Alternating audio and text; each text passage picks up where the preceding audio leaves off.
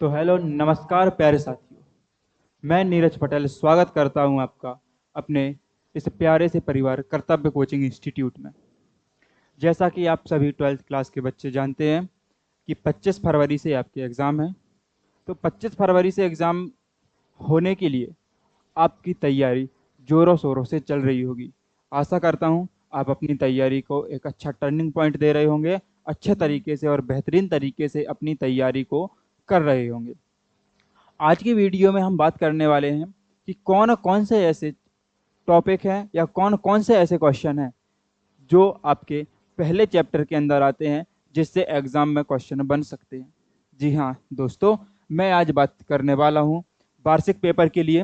वार्षिक पेपर में chemistry class 12th वार्षिक पेपर 2025 के लिए विलयन, मतलब जो आपका पहला पार्ट है विलयन, विलयन के इम्पोर्टेंट टॉपिक्स या यूँ क्योंकि इम्पोर्टेंट क्वेश्चन आपके साथ डिस्कस करने आया हूँ। इन क्वेश्चंस को आप करके आपके यदि पेपर में क्वेश्चन आता है तो यहीं से आएगा, ये तय है। चलिए देखते हैं वो कौन से ऐसे टॉपिक्स हैं या कौन से ऐसे क्वेश्चन हैं जिनको करके हम बोर्ड परीक्षा में बैठ सकते हैं। यह क्वेश्चन यदि बोर्ड में आता है तो हम अच्छे तरीके से करते हैं। इससे पहले आप लोग मुझे एक बात बताएंगे, क्या आपका जो है तैयारी बेहतरीन तरीके से चल रही है?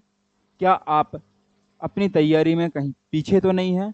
यदि हैं तो आप जल्दी से अपनी तैयारी को एक बेहतरीन टर्निंग पॉइंट देने के लिए आज से ही आप ये प्रण करिए कि मैं अपनी बोर्ड क्लास की तैयारी को अच्छे तरीके से करूंगा।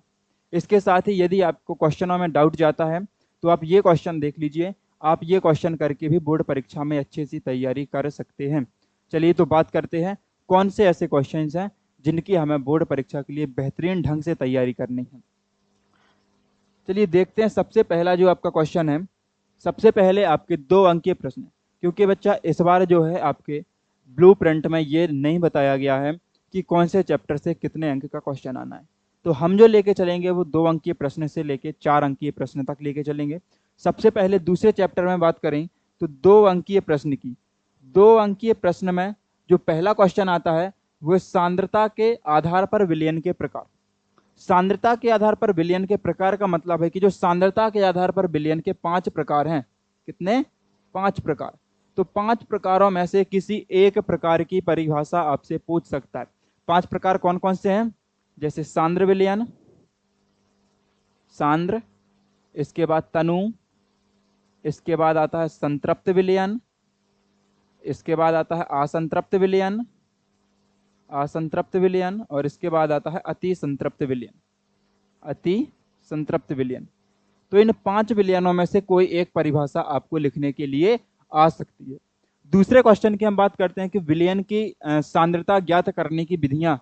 विलयन की सांद्रता ज्ञात करने की विधियां जो आपने 8 प्रकार की विधियां पढ़ी हैं, जैसे मोललता, मूललता, नॉर्मलता, फॉर्मलता, पीपीएम सांद्रण, मूल प्रभाज, द्रव्यमान प्रतिशत और आयतन प्रतिशत। ये 8 विधियों में से कोई एक विधि या इसका कोई एक डेरिवेटिव क्वेश्चन आपसे पूछा जा सकता है। मूल प्रभाज आपसे पिछली बार पूछ लिया गया है, जो 2024 का आपका पेपर है उसमें मूल प्रभाज की परिभाषा आपसे पूछ ली गई है। इस बार देखते हैं कि सांद्रता की विधियां जो आपको पता है, मोलरता होती है, मोलरता, मोललता, नॉर्मलता, फॉर्मलता, द्रव्यमान प्रतिशत और आयतन प्रतिशत। आयतन, द्रव्यमान प्रतिशत, मूल प्रभाज, मूल प्रभाज, और जो लास्ट इकाई होती है वो होती है पीपीएम सांद्रता। इनमें से कोई एक क्वेश्चन की आपको या किसी एक की परिभाषा या डेरिवेटिव क्वेश्चन आपसे पूछा जा सकता है। चलिए अगले क्वेश्चन की बात करें तो अगला क्वेश्चन है अणुसंख्यक गुणधर्म को परिभाषित कीजिए। अणुसंख्यक गुणधर्म मतलब जो 4 प्रकार के आपके गुणधर्म हैं, जैसे बाष्प दाब में आपेक्षिक अवनमन, हिमांक में अवनमन, क्वथनांक में उन्नयन और परासरण दाब। चारों में से किसी एक की परिभाषा आपसे यहाँ पे पूछ सकता है। बात करते हैं हम 3 अंकीय प्रश्न की। तो 3 अंकीय प्रश्न में पहला क्वेश्चन जो आता है वो है मोललता और मोलरता में अंतर स्पष्ट कीजिए। पहला क्वेश्चन क्या है? कि मोलरता और मोललता में अंतर स्पष्ट कीजिए। दूसरा क्वेश्चन आता है कि आदर्श एवं अनादर्श विलयन में अंतर स्पष्ट कीजिए, कि आदर्श विलयन क्या है और अनादर्श विलयन क्या है।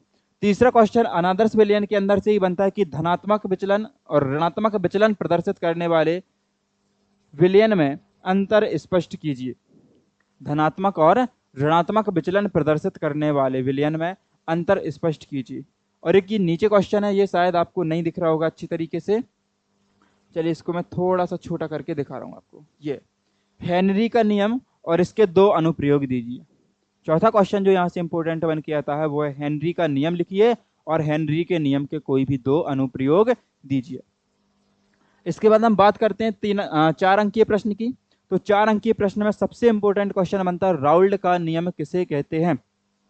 सबसे इंपॉर्टेंट प्रश्न बनेगा कि राउल्ट का नियम किसे कहते हैं, इसका गणितीय व्यंजक दीजिए। इसका आपको क्या देना है, गणितीय व्यंजक देना है। असामान्य मोलर द्रव्यमान तथा वॉन्ट हाफ गुणांक या वॉन्ट हाफ घटक को परिभाषित कीजिए उदाहरण सहित। इसके बाद जो आखिरी क्वेश्चन है वो बनता है परासरण और विसरण में अंतर स्पष्ट कीजिए। परासरण और विसरण में अंतर स्पष्ट कीजिए।